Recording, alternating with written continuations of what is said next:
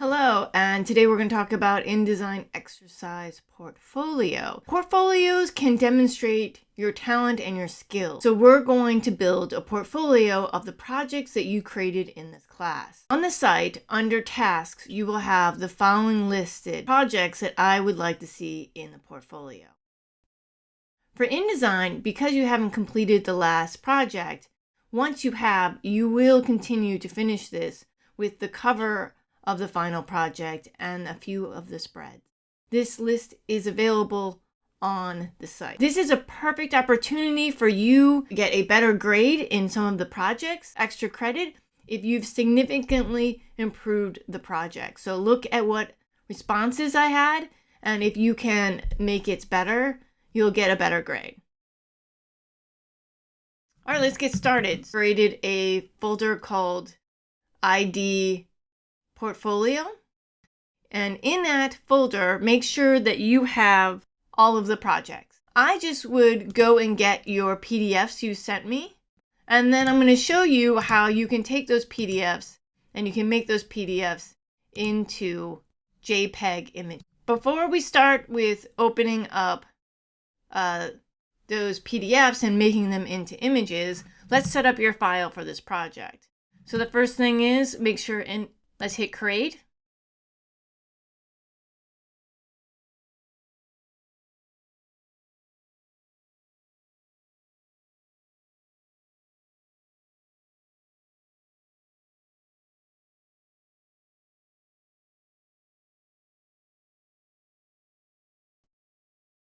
And then let's do create. It's important that you're seeing the same image as I have with the multiple columns. If you're not seeing it, it's just a white page. Remember, the W will show you what it should look like when it prints.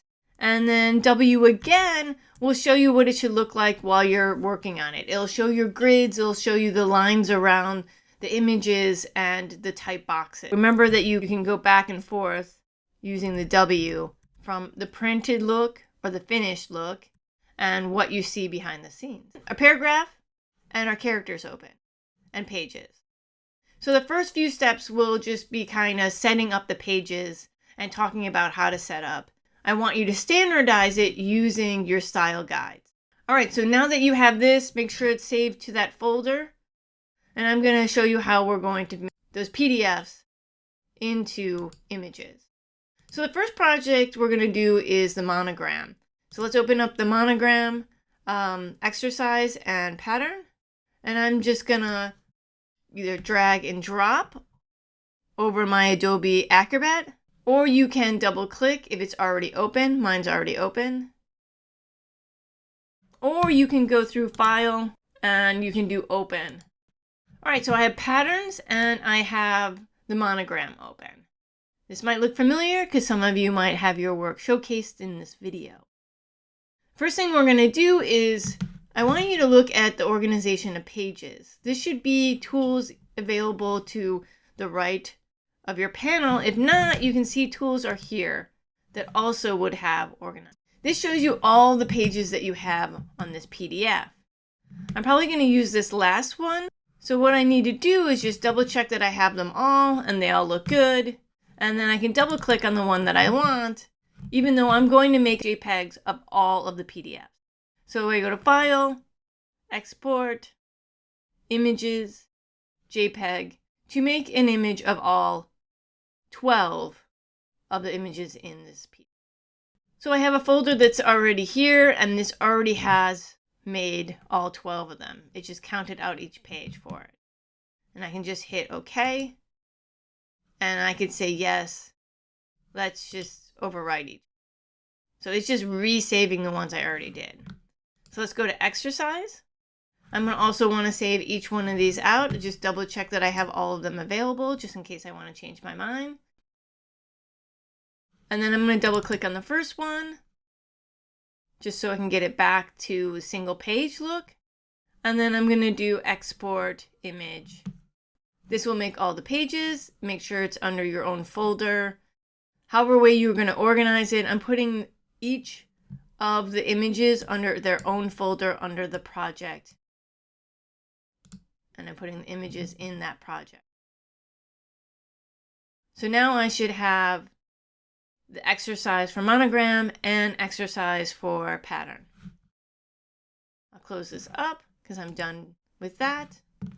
And I did the same for the still life. I opened up because I don't want you to save PDFs into these files. I want you to save JPEGs. I also noticed that when I open this up, it is a PDF that is in the wrong direction. So I want to change it. And I can go to the organized page, and you can do it underneath here too to open up organized page. And I'm going to rotate it. So if I hover over a little bit, I'm able to just rotate it. Now that that's done, I can just go to File, Export to Image, JPEG, and then I want to save it into my desk. And you'll do this for all the projects.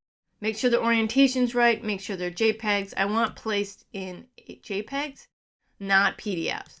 Final vernacular, you should have 3 pages of this for your PDF, organized pages.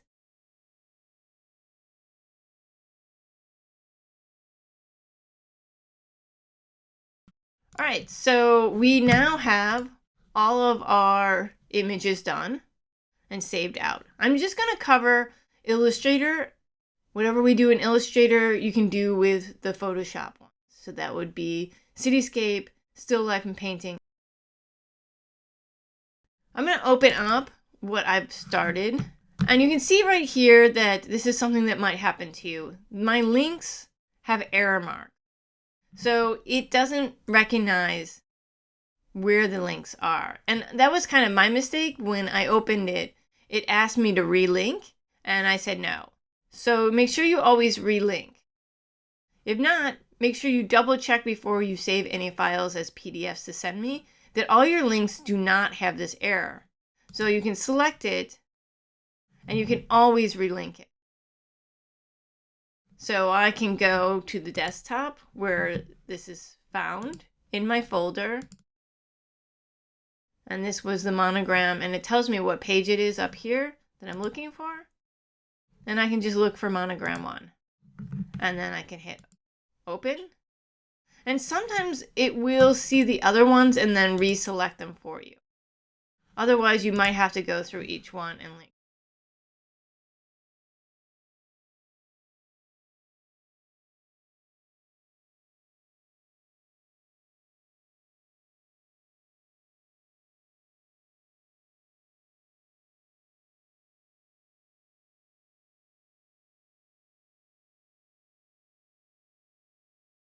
All right, so that's links. Make sure that you check your links and that they are always working correctly.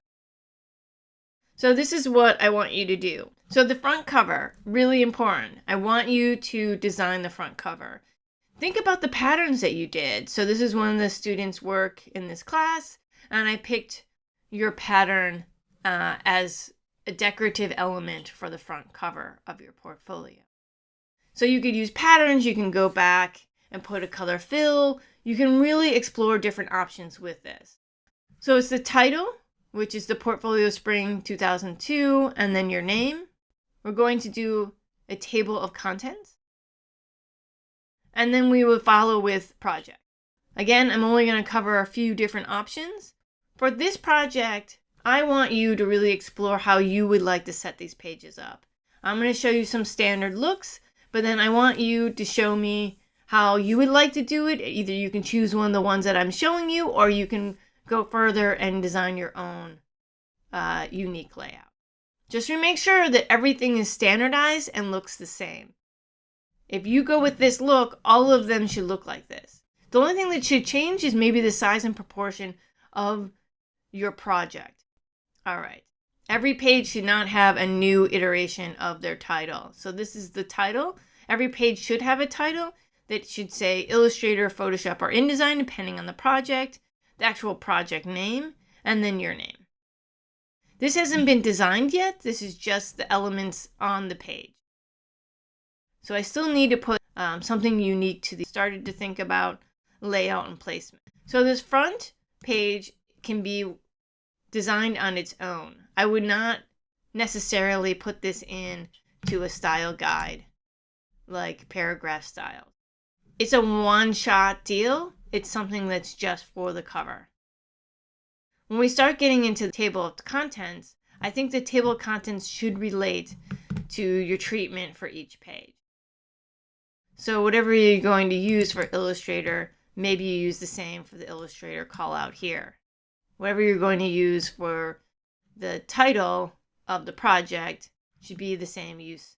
This will help set up your pages to have that same look and style. We want this to have a system. We want people to see and recognize the system throughout each of the pages. So let's go and start. I want to show you how I set up the pages, because this is really important when we start getting into page numbering, which I will go back and explain more in detail, but let's make sure that this looks the same. And if you look at my page layout under pages, you'll see that I have a page 1, and then I have a page 1 again, and then 2, 3, 4. So my page 1 I set up as my cover. So this is its own individual page number.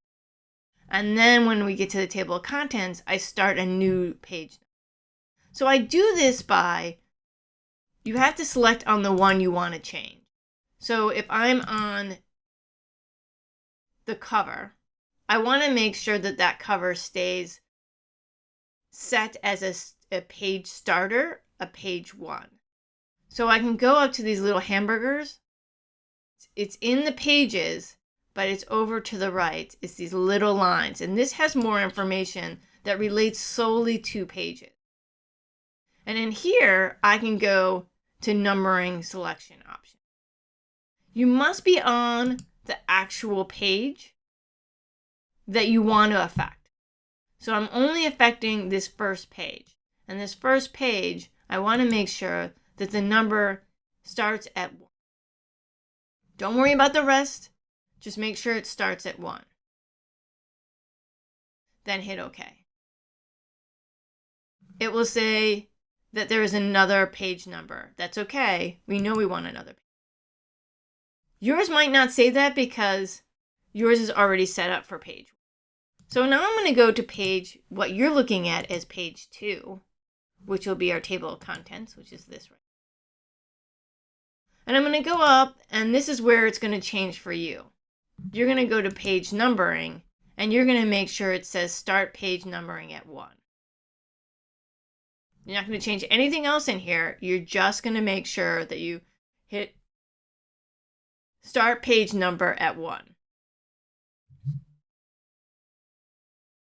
And hit OK. This is coming up because there's already a page 1 set up. Now you should have a page 1 just for your cover and a page 1 for the start of your book, interior book, which is your table of contents, and all of the pages related. All right, so let's start designing these few pages. Because before we get too ahead of ourselves in creating styles, we want to really make sure we know what we want to do first. So we're going to still have a header. And we're going to want the header to be something. So let's pick a typeface. You can pick up any typeface that you want that exists within your system. You can even go to Adobe Creative Cloud and pick a font too. Remember that the type shouldn't be too crazy. We want to stay within a very clean and easy to read, either serif or sans serif. Let's not use display or really, cartoony looking typeface. We want this to be an impression of something that is important to you, that is, a demonstration of your talent. All right, so I'm just going to grab this whole section of Portfolio Spring 2002, and I'm going to change this to Helvetica. And I'm going to make it bold, and I'm going to start thinking about the size. And I think 24 is a nice size. Now at this point I could change the color if I wanted to. I can do anything, but this is my first header. Now let's start looking at what the copy is. So what you'll do is you could go to the site and you can copy and paste the list that I have provided of what needs to be in this book. You will have to indicate pages like I have.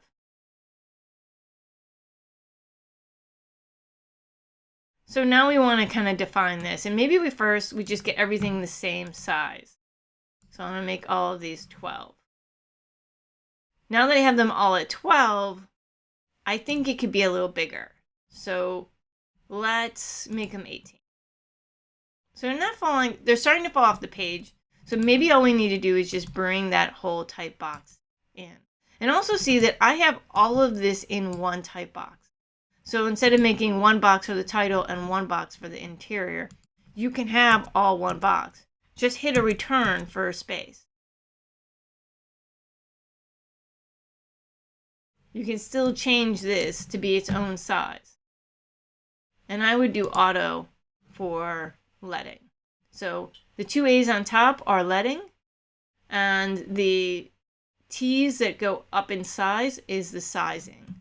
We can also use, this has more information here. Sometimes everything isn't available here. You can use the character tab. If you can't find character, you can find it under window, or you can find it under type. See, we have it right there. So now let's start thinking about what we want here.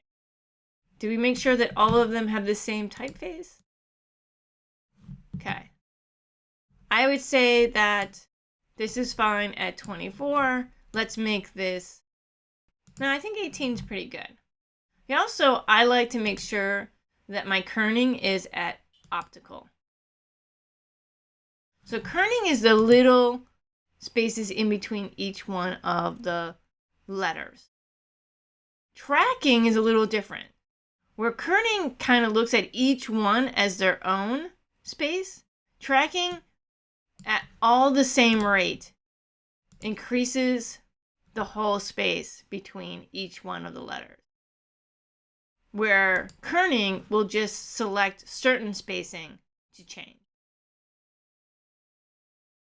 Tracking is an overall expansion of either increasing or decreasing.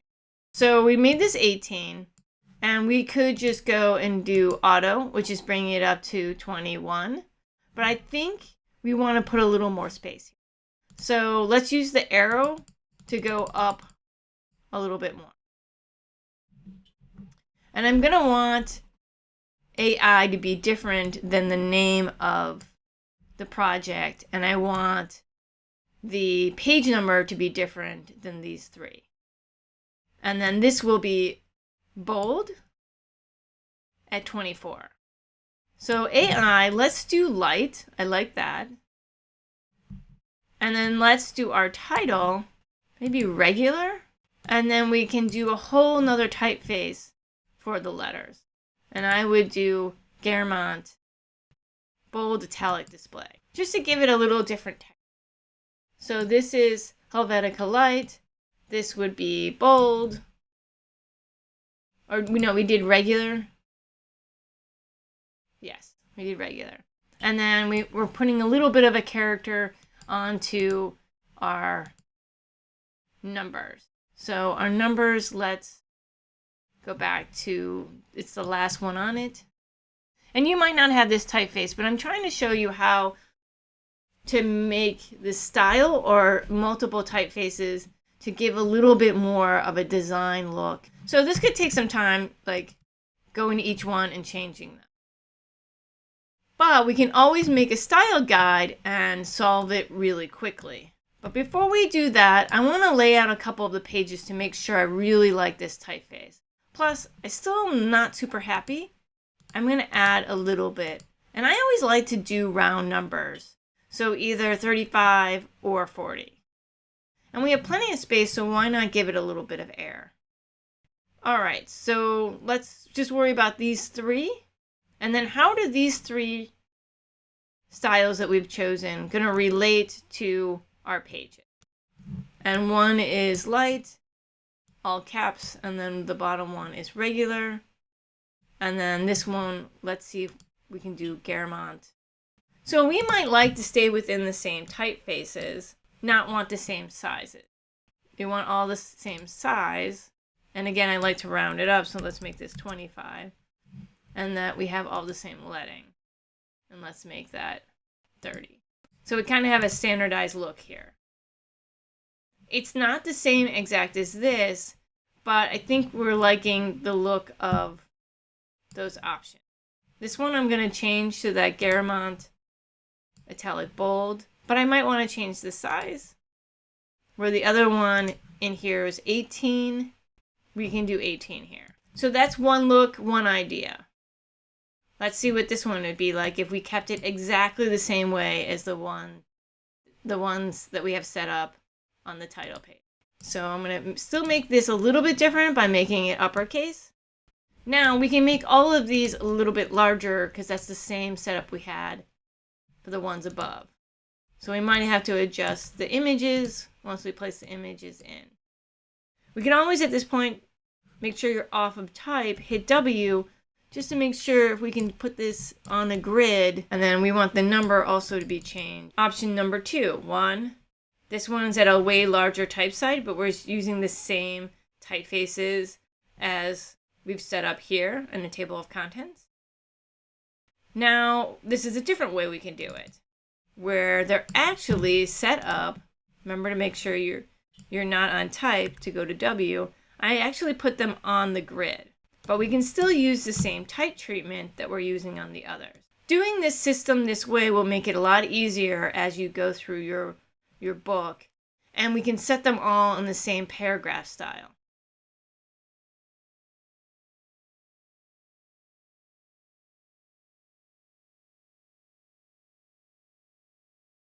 So I put in tabs, so I'm going to go over tabs a little bit. So Shift Command T will create tabs. Or you can go to Type Tab. Go up to the menu and then Tab. What I can do here is I can make sure that these are all going to fit. If they're not, maybe I kick this over to the next one. And this one we stayed with 18, which I believe is also... Now, there's the thought of, do you need to add line? Do you change the color of these? That's something to think about too. Does the type stay black and neutral? Do you add a bar of color somewhere? Maybe on the top, maybe on the bottom. You have to make a decision of how you want to use smaller details to maybe add some impact to the look. How does the number interact with the overall look? So we're using the grid here and it's locking up on this edge, where this is locking up on that edge. So that's a nice way of using the grid. And we can go with any of these. I'm going to try to make it easier, and I think I like this one that goes across. But remember, this is your choice. You can choose whatever way you want to lay this out. So if this is the look I want to go with, I'm just going to copy this and I'm going to bring it to the very first one.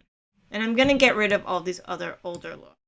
So to copy from one page to another and make sure it's exactly the same spot, you have to do Shift Option Command V for paste.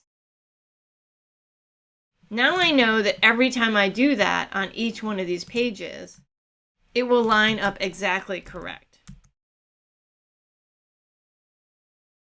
Also, I do like this line being here and how it affects the number of the page. And that the page number also lines up with the column. And this line lines up with that column. I'm really utilizing the column. So because these must change, right? Each page is going to be Illustrator, it might be Photoshop, it might be a new title, it might be a new project. My name will be the same, but these will change. So these two won't. They'll stay consistent on every page and they don't change. Well, actually the number does, but I'm going to show you a trick on how to solve the number pages. So select this, since we've decided we're going to do this look, and let's copy it. Actually, let's do Command X, which cuts it off the page, but it remembers what it is. I can go now to my master page, and I'm going to clear this master page off. And I'm going to do that same Shift Option Command V to place it exactly correct in my master. So master is the master of the pages. Whatever's on the master will show up on all of the pages, unless you choose not to have them on that. So when I go back, I can look and I can see that it is not on my cover. If I want it on my cover, I would need to add it. I can select it, the box, and you can see if I highlight over it, the A will pop up. If I want this A to always be on top of whatever image exists, I need to go to layers. If I want this object that's on the master page to be above everything else on all the other spreads, I need to use layers and I need to put it above any of the work that would be in the other layer. So this is the master layer, and then these are the page layers. So any work on the pages would be also in this page layer. So let's go back here, and we're going to double check this. So I'm going to make sure that when I look at the master page and select it, it's red, and all these other pages should be blue because it's highlighting what layer it's in, right? Red is the master, blue is the pages. So as long as that's happening, my page number should pop up because it's in front of this. You can see that the line is actually there, so it is there, but we don't need a page number on the first page. So we can go to none and take it out. But remember that if you ever have a full bleed image and you still want your page number to show up, you have to adjust your layers. Table of contents also does not need a page, so we can just make sure that it also has none. Once we start getting into pages, we do want the pages to actually have that artwork.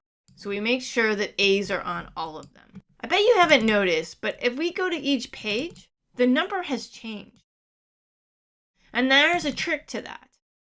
To change the numbers to relate to the page, hence why I had to change this to 1, making this 2, 3, 4, and 5, correct order so that we can write it correctly on our table of contents.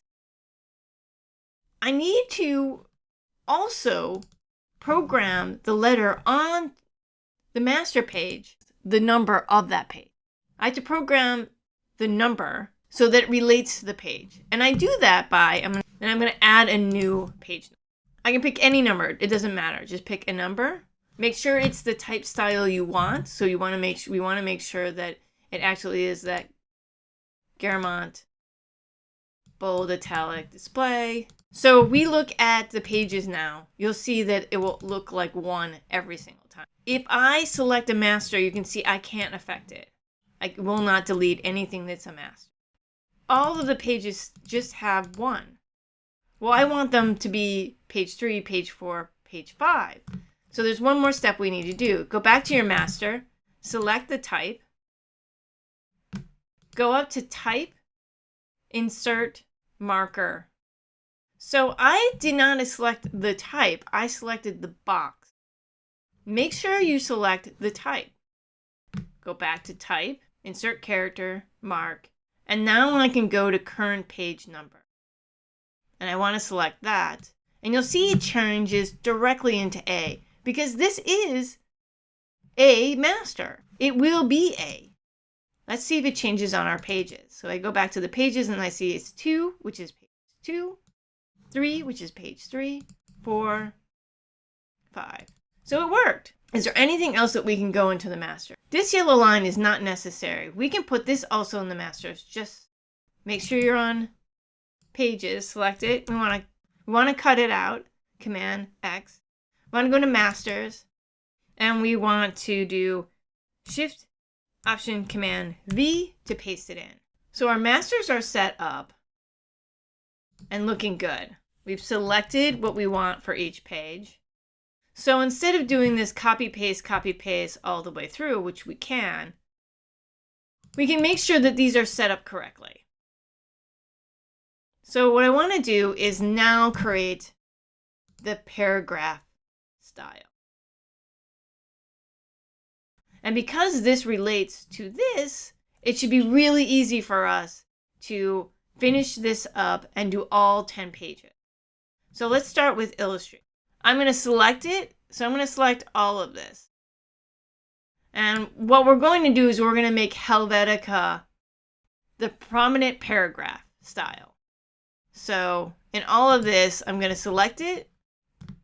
I'm going to click on it, and I'm going to create that it's Helvetica Light at 18, optical. We're going to do normal, and we're going to keep letting at 21. And you can add color if you wanted to. So now that this is set up as pretty much Helvetica Light, we're going to have to make the rest into character. So let's make sure this is all selected, and actually there is no more plus. We need that plus gone. So you can do Command click, and it'll make everything the way it should. So now all of them are under the same format. All right, so we want to make sure that they're all selected correctly and that we put the right titles in it. So this is for headers. So we're going to do header. So the next thing we need to do is now we want to put back the detail that we had here. We made this regular, and then we changed the font entirely. And we can do that through characters now. So in character styles, we can override anything that, the only thing we're changing here is the actual typeface style. So the only thing I need to do is go into base, and I'm just going to change the style. And the style that we chose was a regular. So I'm going to make this regular, so I know that anything I want, I can change it to that regular Helvetica. The next one I'm going to create is this is going to change everything to type all cap. And all we need to do is hit cap case, and we make it all caps. We're going to take this off. We don't want this on. So I can just select it and delete it. The only thing that we are changing is all caps. And I can hit OK.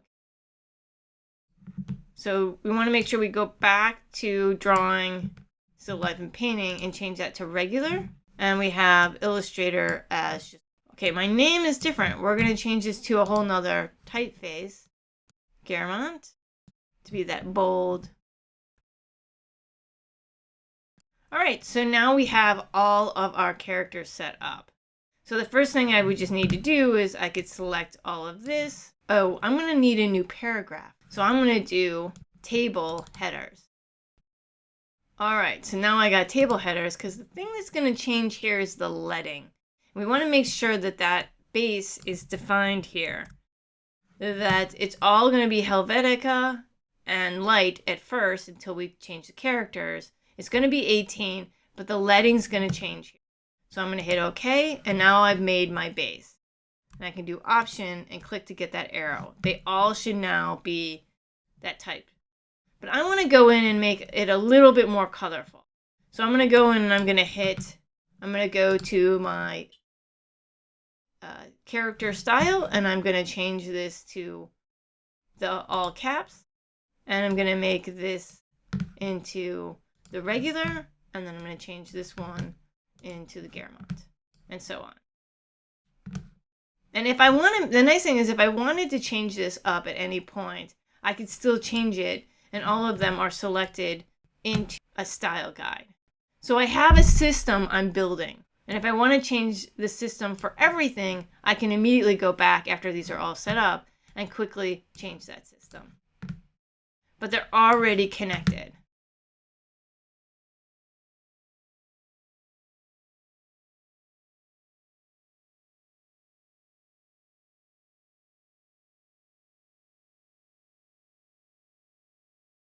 You want every page to look correct.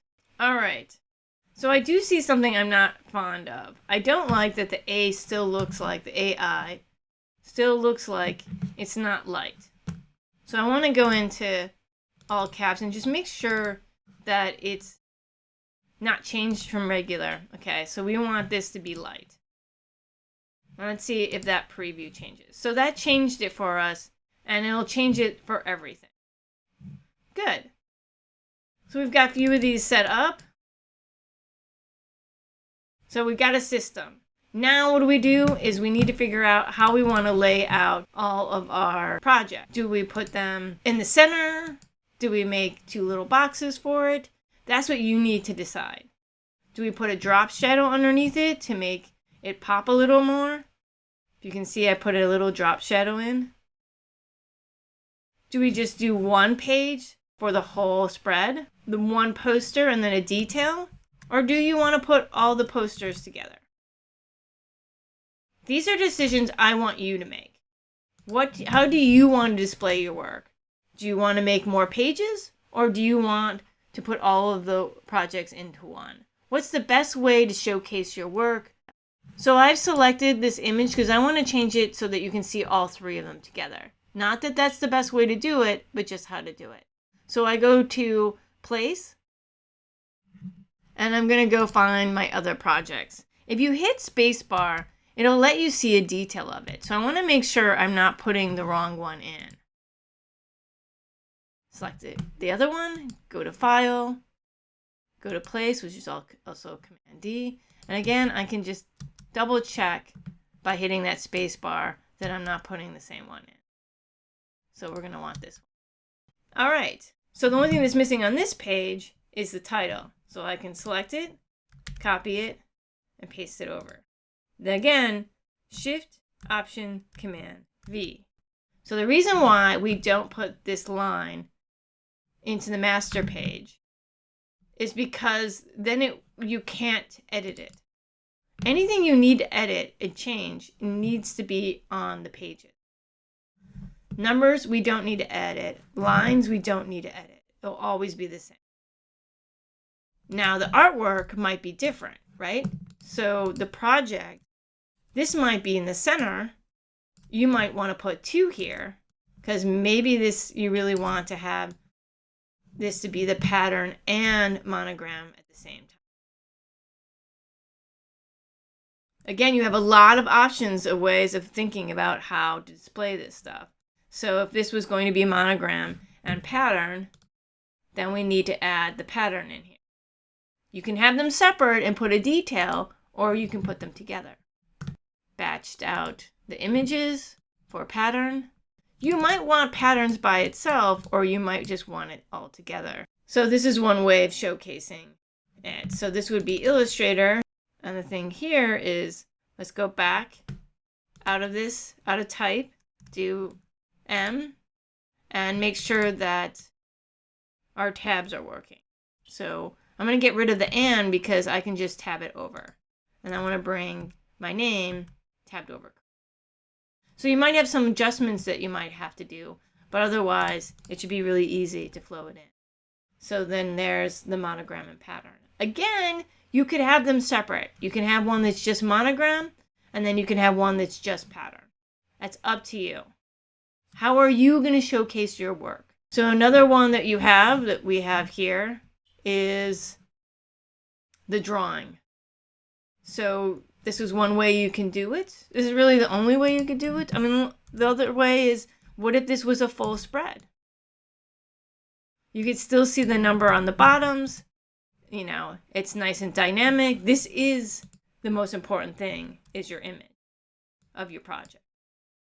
So that's how it's placed, how big it's put on the screen is important. And maybe if there's a little more space of the image, you can get the apple off of the line. Or maybe you move the line for all of them, which you can do because it's on a master. So the line could come down a little. It will affect all the pages, but it can come down.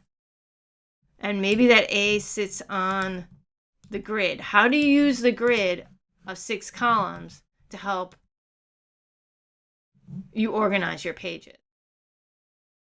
Now, if we come back, get out of W, we can see that, look, we scooted it down. And it didn't affect the other page's design aesthetic. So it's fine that it went down a little. So that easy shift, we know that it's perfectly in the same spot on all the pages. So you won't have to go back through each 10 page and make a quick adjustment. So let's talk about drop shadows. If I click on the images that I've already created with drop shadows, I can go into properties and I can go to effects and I can see that I have one already selected, drop shadows. So I can click on it and I can see what I've done before. If this is selected, it's in use. And you can have more than one of these in use.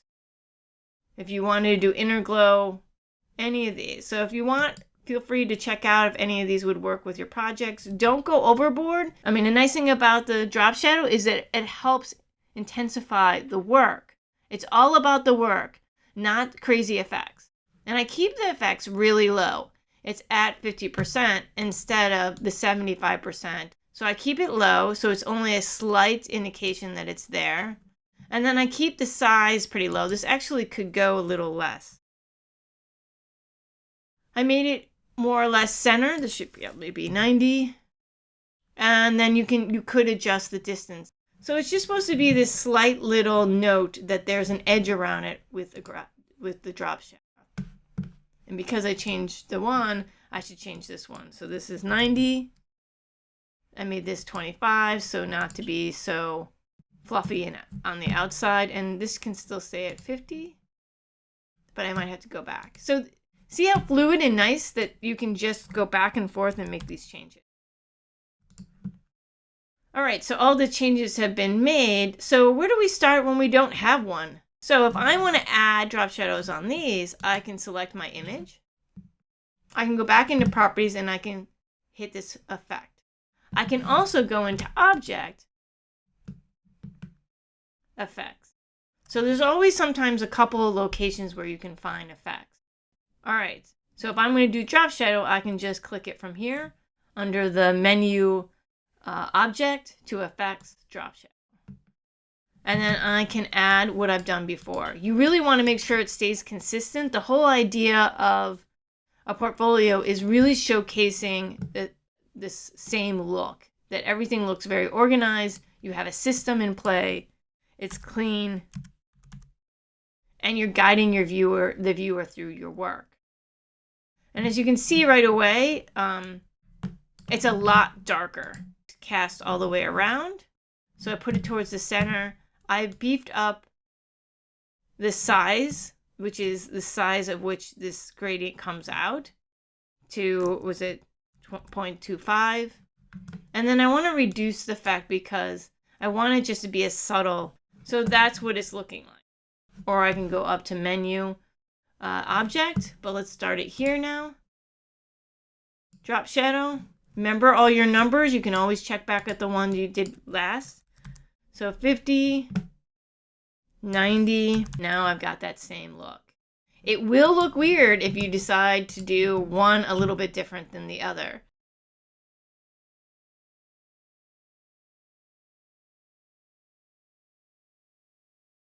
So you're going to need to do more than this, right? We just kind of set up Illustrator. You can take the page and drag and drop a new one, which will be identical from the one that you did. You can just add a blank page if you wanted to. Once you've made all of your pages, you would change this. If you're going to do monogram and pattern on the same page, then yes, it would be on page 2. But if monogram and pattern will be on 2 pages, then maybe this is 2, 3. So make sure you're clear on what page these are all on. It might change depending on how you want to lay out your portfolio. I hope that you have a good time and enjoy making a portfolio. I'm excited to see what your favorite pieces are that you want to show me. So for the monogram, you have a lot of options to choose.